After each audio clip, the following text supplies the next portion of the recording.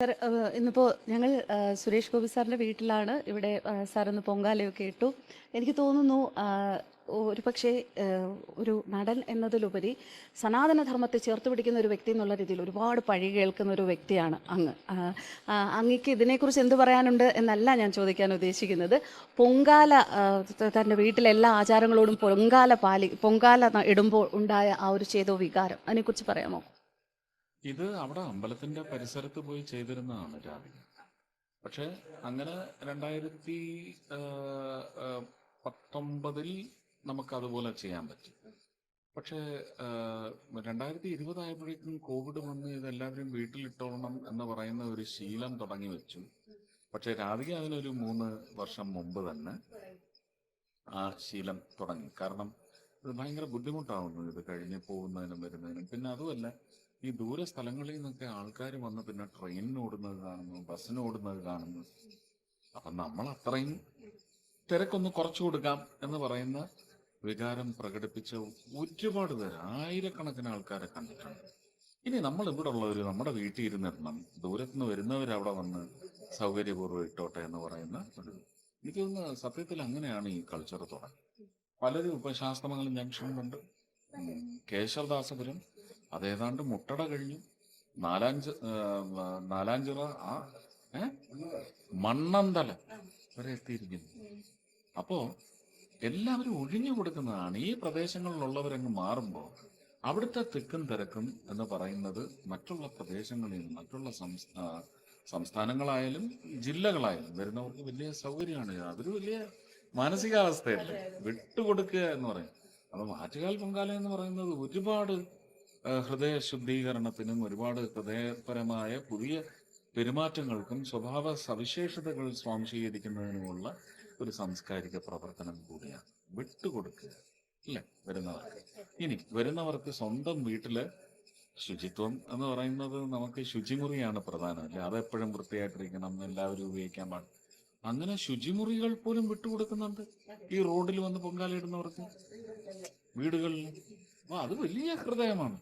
അപ്പോൾ അങ്ങനെ ഒരു തിരുവനന്തപുരം ഒരു രാജ്യമാണെങ്കിൽ ആ രാജ്യം മുഴുവൻ, അവിടുത്തെ പ്രജകൾ മുഴുവൻ തയ്യാറെടുക്കുന്നു പൊങ്കാല അർപ്പിക്കാൻ വേണ്ടി വരുന്ന സ്ത്രീ ശക്തിക്ക് വേണ്ടി. അത് വലിയൊരു സന്ദേശമല്ല. അപ്പൊ ഞാനിത് സനാതന ധർമ്മത്തിനോടുള്ള ഉത്തരവാദിത്വം പേറി ചെയ്യുന്നതാണോ എന്നെനിക്ക് തീർത്ത് പറയാനൊക്കത്തില്ല. ആചാര പ്രമാണങ്ങളിൽ, വിശ്വാസ പ്രമാണങ്ങളിൽ ആധ്യാത്മികതയുടെ അളവ് കുറവുള്ള ഭക്തി നിർഭരമായ ചില നിർവഹണങ്ങളുണ്ട്. ആ നിർവഹണത്തിന്റെ ഭാഗമായിട്ട് ശബരിമലയായാലും, ഗുരുവായൂരപ്പനെ കാണാൻ പോകുന്നതും, പാറമേക്കാവിൽ പോകുന്നതും, കാടാമ്പുഴ പോകുന്നതും, ചോറ്റാനിക്കര, ചക്കുളത്ത്, ചെട്ടിക്കുളങ്ങര, ഇങ്ങനെയുള്ള ആറ്റുകാൽ എല്ലായിടത്തും പോകുന്നത് എന്ന് പറയുന്നത് ഭക്തി നിർഭരമായിട്ടാണ് പോകുന്നത്. അതിൽ ആധ്യാത്മികത എത്രമാത്രമുണ്ടെന്ന് എനിക്കിപ്പോഴും നിശ്ചയമില്ല. അങ്ങനെ ഞാനൊരു ഭയങ്കര പ്യോർ സ്പിരിച്വൽ പേഴ്സണാണ്. ഭക്തിയാണ് കൂടുതൽ. എനിക്ക് വിഗ്രഹത്തോടുള്ള ഇഷ്ടം, വിഗ്രഹത്തെ വാരി പുണരാനുള്ള മോഹം, ഇതൊക്കെയാണ് എനിക്കുള്ളത്. എനിക്ക് ദൈവങ്ങളോടുള്ള സ്നേഹത്തിന്റെ അംശമാണ് കൂടുതൽ. അതുകൊണ്ട് കൃത്യമായിട്ട് പൊങ്കാല എന്ന് പറയുമ്പോൾ അതിന് തലേ ദിവസവും അതിൻ്റെ പിറ്റേ ദിവസം ഗുരുതി കഴിയുന്നത് വരെ എൻ്റെ ഭാര്യ കണ്ണകിയുടെ ആരാധികയാണെങ്കിൽ ആ കണ്ണകിയുടെ ആരാധികയുടെ കോവലനായിട്ട് വീട്ടിലുണ്ടാവണമെന്ന് പറയുന്ന ചിട്ട ഞാൻ ആദ്യം മുതൽ പാലിച്ചു പോയി. അത് 1990 കല്യാണം ഫെബ്രുവരി 8-നാണ്. അത് കഴിഞ്ഞാണ് ആ വർഷത്തെ പൊങ്കാല.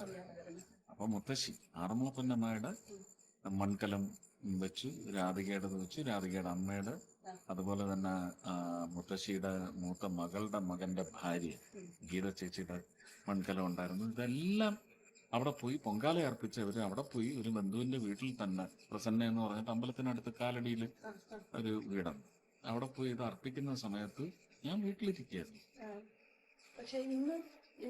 ഇന്നും അങ്ങനെ അല്ലല്ല, ഇപ്പൊ വീട്ടിലായതിനു ശേഷം ഞാൻ ഒപ്പം നിൽക്കാറുണ്ട്. ഒപ്പം നിന്ന് ചെയ്തു കൊടുക്കുമ്പോൾ, പൊങ്കാലയ്ക്ക് സഹായിച്ചു കൊടുക്കുമ്പോൾ എന്തൊക്കെയാണ് ഭാര്യയോട് പറയാറുള്ളത്? ഒന്നും പറയാറില്ല. അവളും പ്രാർത്ഥനയിലായിരിക്കും, ഞാനും പ്രാർത്ഥനയിലായിരിക്കും. നമ്മൾ സഹായിക്കുക എന്ന് പറഞ്ഞാൽ കലവുമായിട്ട് നമ്മളൊരു മൺകലവുമായിട്ടൊരു ബന്ധം നമ്മൾ വെക്കത്തില്ല. അത് സ്ത്രീയുടെ അവകാശമാണ്. പക്ഷെ അതിലേക്ക് ചൂട് പകരുന്ന തീ നിയന്ത്രിക്കുന്നതിന് വേണ്ടി മാത്രം ചൂട്ട് കീറിക്കൊടുക്കുക, അത് കറക്റ്റായിട്ട് തീ ഒരു നമ്മൾ സെൻ മോഡിലേക്കൊക്കെ പോകുന്നത് പോലെ ഒന്ന് തീ പിൻവലിച്ചൊക്കെ വെക്കേണ്ട, അല്ലെങ്കിൽ അടിയിൽ ഇത് പിടിക്കും. അപ്പൊ അങ്ങനെയൊക്കെയുള്ള അത് മാത്രമാണ്. ആ തീ നിയന്ത്രിക്കുക, ചൂട് നിയന്ത്രിക്കുക എന്നുള്ള ഒരു സഹായം മാത്രമേ നമ്മൾ ചെയ്യൂ. അപ്പൊ അതിന്റെ പേരിൽ കുറച്ച് പുകയടിക്കും. അത് നമുക്ക് അന്നേരം മനസ്സിലാകും, ഈ സ്ത്രീകളെല്ലാം സമ്മതിക്കണം. വെയിലിന്റെ ചൂട് കയറ്റ്, തറയെന്ന് വരുന്ന ചൂട് കയറ്റ്, കുടിക്കാൻ ചിലപ്പം സമയത്ത് വെള്ളം കിട്ടിയെന്ന് വരില്ല, ചിലപ്പോൾ ഭക്ഷണം കഴിച്ചിട്ടുണ്ടാവില്ല, പിന്നെ വ്രതത്തിന്റെ ഭാഗമായിട്ട് ഭക്ഷണവും വെള്ളവും ഉപേക്ഷിച്ച് നിൽക്കുന്ന തീവ്രമായ ഭക്തിയുള്ള സ്ത്രീകളുണ്ട്. അത് തന്നെ വരും ലക്ഷക്കണക്കിന്. ഇതിനെല്ലാം മേലെ ഞാൻ ആരാധിക്കുന്നത്, അങ്ങനെ ഒരു സ്ത്രീ ശാക്തീകരണത്തിന്റെ വിളംബരം നടന്നുകൊണ്ടിരിക്കുമ്പം പുരുഷന്മാര് മുഴുവൻ യജ്ഞമാണ്. ഇവരിൽ ഒരാൾ പോലും തളർന്ന് വീഴരുതെന്ന് പറഞ്ഞ് എന്തൊക്കെ ജ്യൂസാണ് കൊണ്ട് കിടക്കുന്നത്. തണ്ണിമത്തൻ ലോറി കണക്കിനാണ് കൊത്തിയരിഞ്ഞ് ഓരോ കഷ്ണങ്ങൾ എടുത്ത് കൊടുക്കുന്നത്. അപ്പൊ പുരുഷന്റെ ഒരു പങ്കാളിത്തം എന്ന് പറയുന്നത്, അവന്റെ ഹൃദയവിശാലത എന്ന് പറയുന്നത്, പൊങ്കാല സ്ത്രീകളുടെ ഉത്സവം എന്ന് പറയുന്നതിനെ ചോദ്യം ചെയ്യുന്ന തരത്തിലാണ് അവന്റെ ഇന്ററാക്ഷൻ. അത് ഇമോഷണല്ല അല്ലേ? ഒന്ന് ഭക്തിയാണെങ്കിൽ മറ്റൊന്ന് ഇമോഷണലാണ്. അവൻ ഇന്നുവരെ കണ്ടിട്ടില്ലാത്ത, അവന് പരിചയമില്ലാത്ത എത്രയോ സ്ത്രീജനങ്ങൾക്കാണ് അവൻ ആ തൊണ്ടയിലെ നനവ് പകർന്നു കൊടുക്കുന്നത്. ഒരല്പം രാഷ്ട്രീയം ചോദിച്ചോട്ടെ, ചെറുതായിട്ട്. തൃശ്ശൂര് എന്ത് പറയുന്നു? അത് തൃശ്ശൂരിനോട് ചോദിക്കും. അവരെന്ത് സുരേഷ് ഗോപിയുടെ തൃശ്ശൂർ എന്ത് പറയുന്നു? എന്റെ തൃശ്ശൂരും പറയുന്നത് നമുക്ക് റിസൾട്ട് വരുമ്പോ കാണാം എന്നേ ഞാൻ പറയും. എപ്പോഴും അങ്ങ് ചോദിക്കുന്നത് പോലെ എടുക്കണം, തൃശ്ശൂർ എടുക്കണം എന്നങ്ങ് ചോദിക്കുന്നത് പോലെ തരണം, അവർ തരും എന്ന് പറയണം. അങ്ങയുടെ ഭാഗത്ത് നിന്ന് എന്താണ് സ്പെഷ്യൽ ആയിട്ടൊരു ഒരു എനിക്ക് പലപ്പോഴും തോന്നിയിട്ടുണ്ട് അങ്ങൊരു ഒന്നുമില്ല. ഈ ഇടതായാലും വലതായാലും പ്രചരിപ്പിക്കുന്ന വർഗീയ വിഷം ഇപ്രാവശ്യത്തേക്ക് ഒന്ന് സൈഡിലേക്ക് മാറ്റി. ഇതെല്ലാം ഇലക്ഷന് ഉന്നം വെച്ച് മാത്രം വരുന്ന ദുരാരോപണങ്ങളാണ്. ദുരാരോപണം എന്ന് തന്നെ ഞാൻ എടുത്തു പറഞ്ഞു.